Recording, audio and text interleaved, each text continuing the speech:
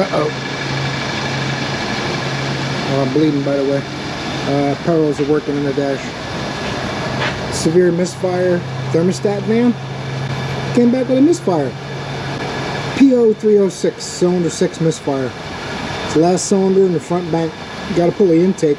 So we're doing spark plugs and a coil. It only misfires under a load. I never felt it when I drove it, and I had no code for it when it came in. But that was the main complaint they came in for.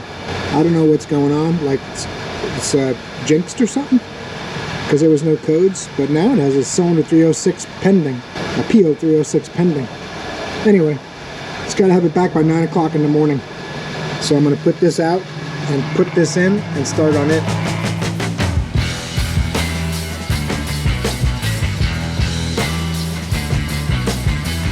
Get this little harness out of the way. Just wraps around here. There's a couple sensors on the intake. There's some clips that grab onto these ears. Take this bracket out. There's a 13 on the bottom here. It's kind of a studly deal. The tricky one is this upper hose. I like to pull the dipstick out and pop the hose out of the holder and put it behind the dipstick so you can get to the two brackets that hold the front of the intake. And if you take the stud out of the bottom, it should lift off after you unbolt it. That's the theory. That pops on two little studs in the back and one in the front. And then there's a little push pin that holds it next to the throttle body. Kind of actually works pretty well. But it's one of those setups you wouldn't think is going to work. It does alright though. Dirt dauber nest busted it up. He's out of there. Let me get a blow gun, blow some of the sand out of here. Take this off and get it ready to go for next time when we put it back together too. Looks like 8 millimeters for the intake plenum.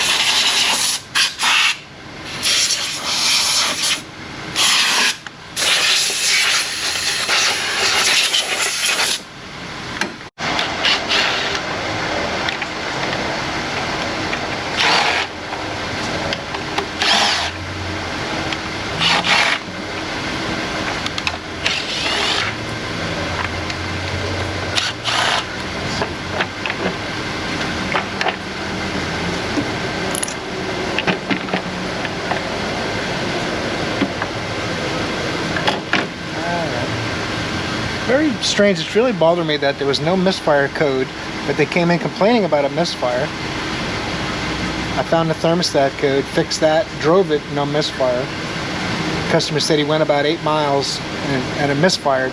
He brought it back. It still doesn't have an active misfire code. It has a pending code, but I can feel it. Then he wants to get it back by 9 o'clock in the morning. I don't know. Just seems like the way it's been the past couple weeks. All you can do, keep on going and make the best out of every situation. Look at all that sand. Good thing I didn't put the blow gun away. What I always do with this too, so I don't forget it, is I lay it on top of the plenum. Enough about my problems.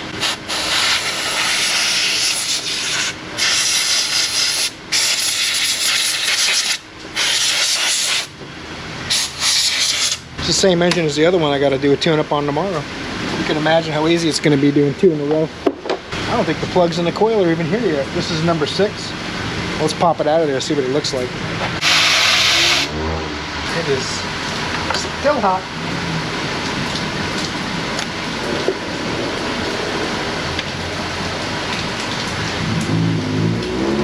See that? It'll show up on camera. That's a burn through. That is a burn through there, folks. Alrighty. Parts here yet? She said he's got to have it first thing in the morning, so. I was clearing the first base for you. Well, I didn't want to roll my cart back and forth. I just figured I'd be ready.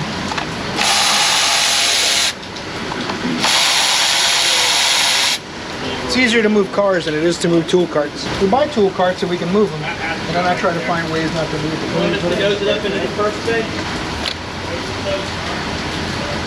And these connectors are stiff. I don't know if that's good or bad.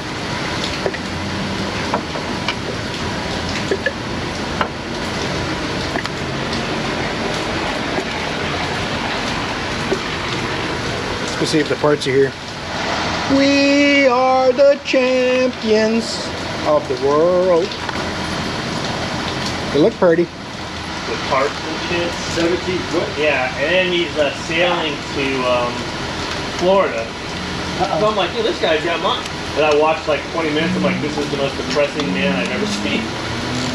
How do you live in a boat like yours? It's impossible. Yeah, I could camp on my boat. People do. You can't. Small boats. I mean, they do smaller boats than mine. They camp on them. It's a thing now. Small, tiny boat camping. Yeah. They cook on them. They camp on them. But here's the thing. I've never seen a flip. I mean, that camper is smaller than I would like to live in, but you see those people live in tiny homes? They're smaller than my camper. And those people live in those. A lot of them, the bed pulls out of the stove and stuff. They're frying eggs The on toilet and the shower are in the same 4-foot square area. You know what I don't get? When they move their whole family, like 2 kids, a dog, and a spouse. Usually when I see it, it's a couple of like, you know.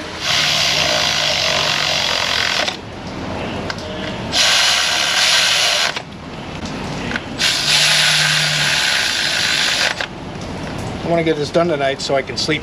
Otherwise I'll be thinking about it, wondering how it's going to run in the morning. But at the same time, I don't want to rush and make a dumb mistake. Not that that would ever happen to a YouTube mechanic. Very rarely do they admit it, but you go too fast, you make mistakes.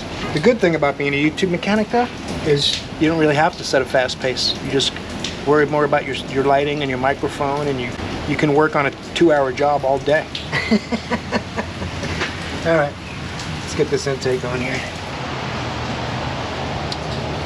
Connector's all good. Insulator for noise. Doors like that. We're not changing the gaskets, they're in really good shape. When the gaskets are hard and they turn into plastic, it'll be flat with the intake when you lift it off, and you won't be able to push it with your fingernail. Like, no reason to make them buy gaskets.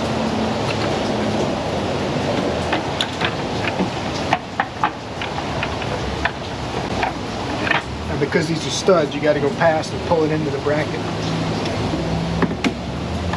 Line up your bolts and try to feed them. You can't turn these by hand, but I at least try to get them in the holes.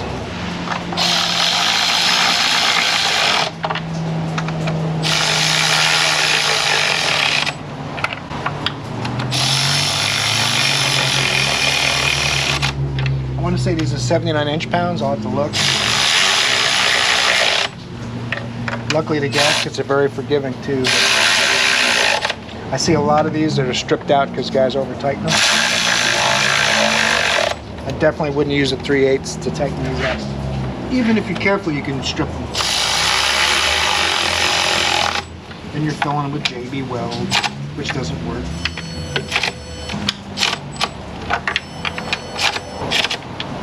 Focus on these braces.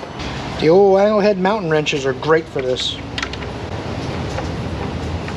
You could probably use a flex head quarter drive ratchet or something too, but it's perfect. Started that by hand. This is the little stud. I like to call stud muffin. Something like that. All these little push pins go back in their holes. Can't leave them out. They're in there so the wire doesn't rub on something it's not supposed to. Of course, you got to find the hole. Doohickey, map sensor, lock, clip, throttle body. You can feel that one lock. This one goes to the air temp sensor, brake booster. Come out, wherever you are. There you go. This guy, and the breather for the valve cover. The breather for the other valve cover I'll do after this guy.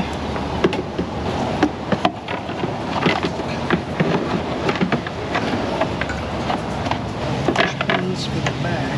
They're a little bit of tricky because you got to kind of get this on the throttle body and get them in on the rubber posts at the same time.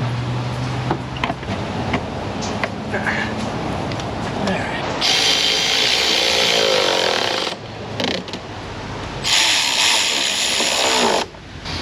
Alright. Rear tube goes from the valve cover.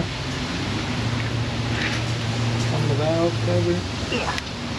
To the air cleaner. And the pièce de résistance, as they say in France. That guy. And that guy. And give this thing a once over. Go inside, see how it runs.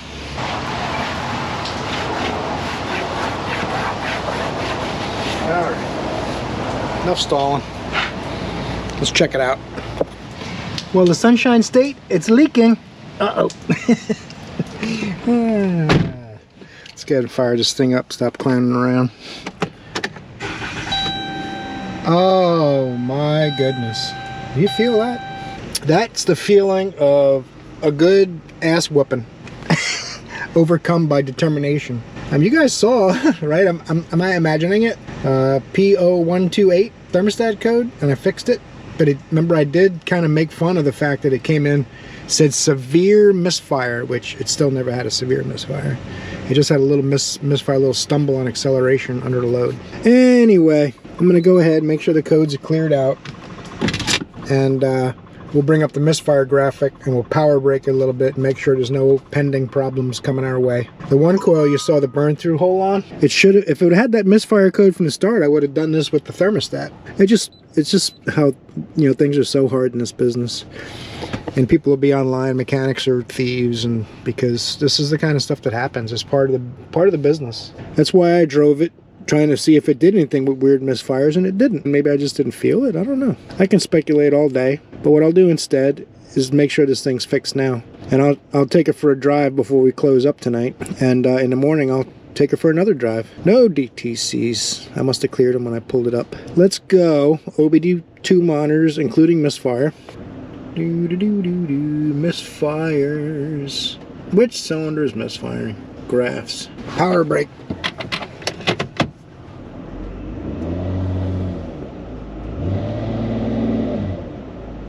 Nice. All right. Now, we do have to let them know that it's possible that one coil had a little burn through, probably because it was on the original plugs. They're a little bit overdue. So it's possible to have another problem with another coil. So hopefully they'll let them know that. We're fixing the one for now. He has to have it back first thing in the morning. It'll give us a little time to take it for another decent length drive in the morning. I'm going to switch places, bring the 300C up in this bay, and in the morning I'm probably going to be working on that one first. You never know. It depends if they have appointments and stuff like that. I'll find out about those in the morning. So, is that camera lighting? What do you think? So I appreciate you guys watching today's video. A little bit of trials and tribulations, but we managed to get quite a few things done, even with this little hiccup. So I hope you enjoyed it as much as I enjoyed having you here. I hope you'll torque the like button for me. It really helps the channel out a lot. Maybe check out the Amazon store. Some people were telling me, you don't mention it enough. I didn't know you had an Amazon store. It's down in the description below every video. I hope I see you guys in the next video, because you're awesome.